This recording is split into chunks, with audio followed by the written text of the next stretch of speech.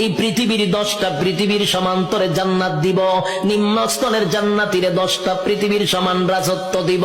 ডান হাতে আমলনামাটা পাইয়া বান্দা লাফাইতে থাকবে আর বলবে, মালিক আমি এত খুশি এত খুশি এত খুশি এত আনন্দ আমি কোথায় রাখবো?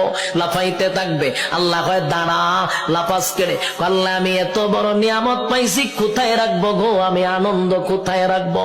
দুনিয়ার মানুষ 10 কেজির একটা কাপ বিশ্বকাপ পাইয়া সারাটা দেশ আনন্দে লাফানো শুরু করে, আর আল্লাহ কয় গোটা পৃথিবীর 10 পৃথিবীর সমান এক একটা রাজত্ব দিব। খুশি কম না বেশি? খুশি হওয়ার আরো কারণ আছে। আল্লাহ বলেন জান্নাতি শুন, দুনিয়াতে যদি তোর আমি আমেরিকার প্রেসিডেন্ট বানাইতাম, কিন্তু এক সময় তোর মরণ লাগতো। আর আল্লাহ বলেন 10 দুনিয়ার সমান একটা জান্নাতের রাজত্ব দিব, আর কোনদিন মরবি না।